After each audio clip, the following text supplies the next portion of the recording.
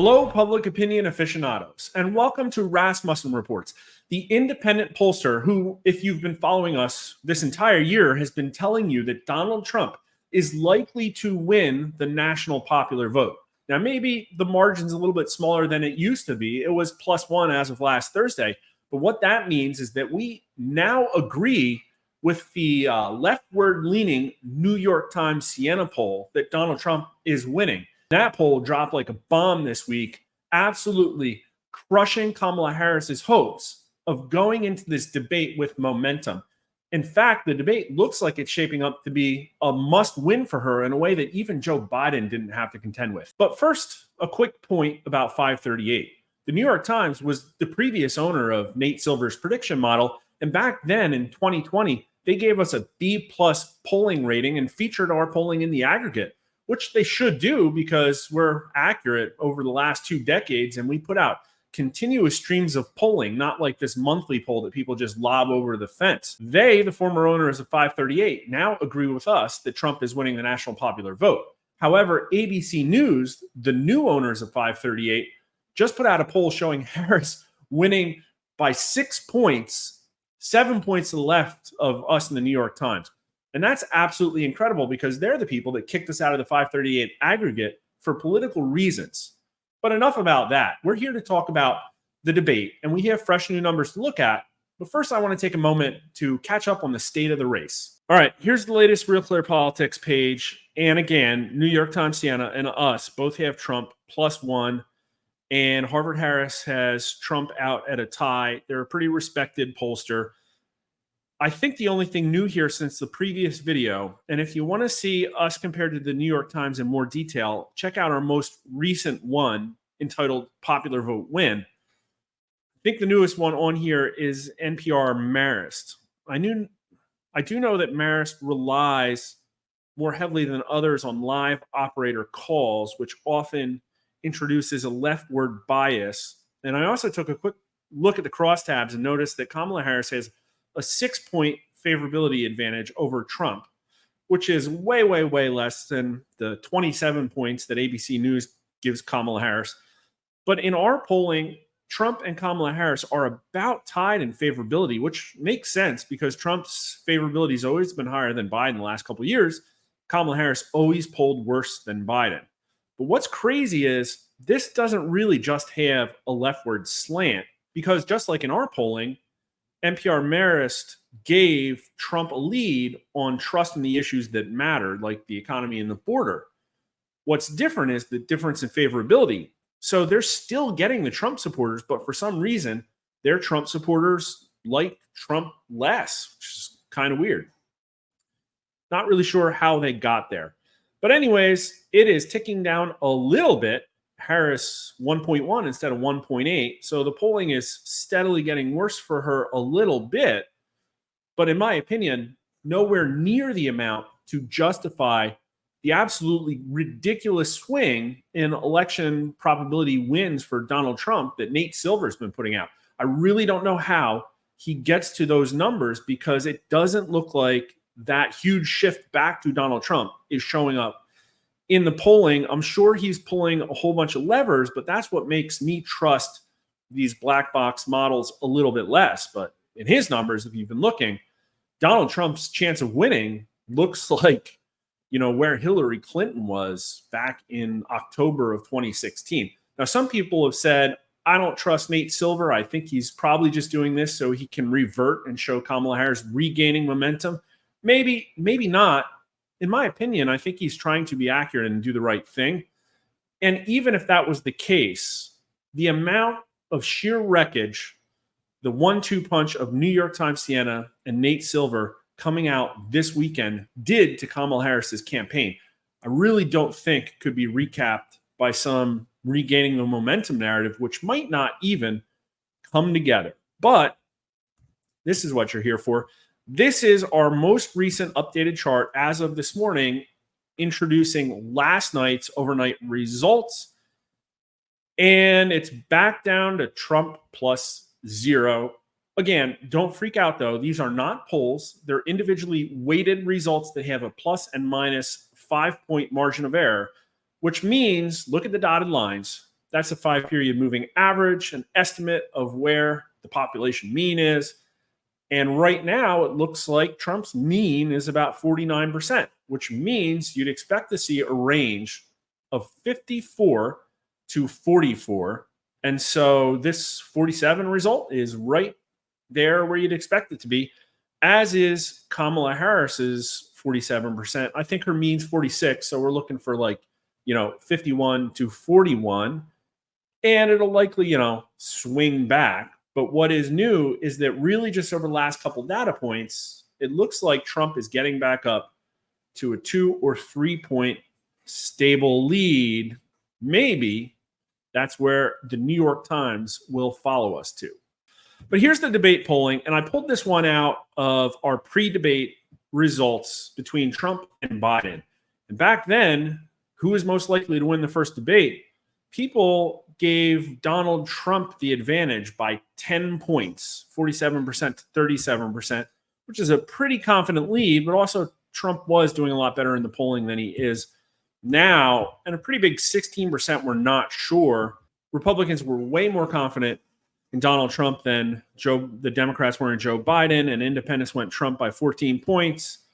The age signal is kind of flat across the board. White voters much more confident in Trump than black voters. They said 58% of them said Joe Biden was going to win. Interesting. But our question today, who do you expect to win the first debate, Kamala Harris or Donald Trump? Donald Trump still has the advantage, but 44% to 42%, a 2-point margin, which kind of reflects where the matchup numbers are. Also, that makes sense. However, 14% are not sure when really in the matchups, the combined number of other candidates and not sure has been like 6 or 7%. So people are less confident, but still think Donald Trump's the favorite. The news for Kamala Harris here, though, is that her bar is higher. 37% of people said Joe Biden's going to win. 42% say she's going to win. She does have a bigger hurdle to clear. And the difference is almost all from the Democrats. Only 69% of Democrats thought Joe Biden was going to win, but 80% of Democrats think Kamala Harris is going to win, almost at parity with Republicans. Republicans give Trump a 71-point advantage. Democrats give Kamala Harris a 68-point advantage. But the advantage among independents for Trump is now down to 6 points instead of 14 points before. So they expect her to be able to perform better. That might be good for her. That might not be. I can say, look at how steady the Republicans are. The Republicans think Kamala Harris is almost as bad of a candidate as Joe Biden was.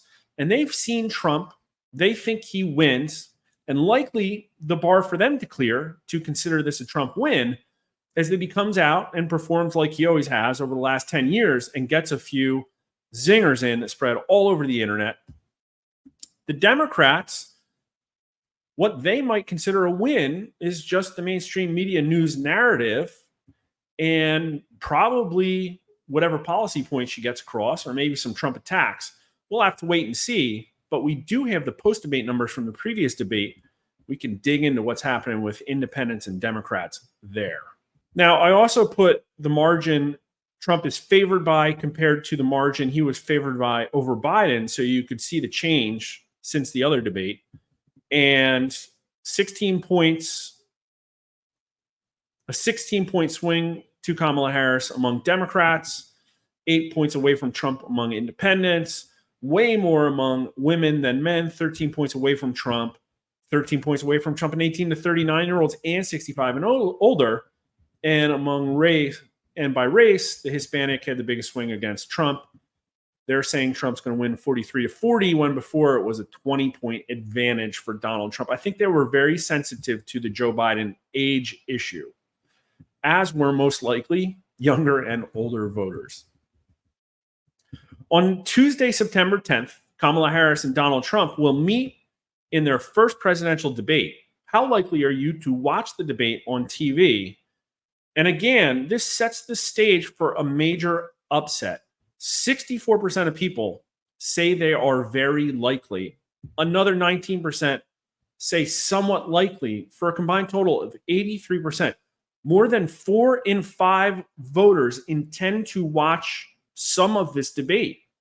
And this holds up with the last debate. We saw similar numbers and a massive amount of voters watched it. So the odds are even. The stakes are high. Kamala Harris has to win this debate. She has to be sweating bullets right now in her debate prep with her Trump stand-in, because as far as their previous debate performances, she has way more she has to win than it looks like Trump has to lose. Maybe she should have been doing more hostile and unscripted interviews over the last month or two. It maybe would have helped her prepare a bit more. Now, the party numbers are pretty even across the board. Everybody is tuning into this one. That's crazy.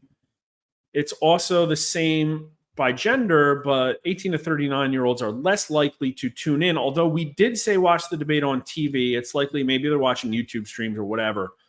Less than a majority of them say they're very likely.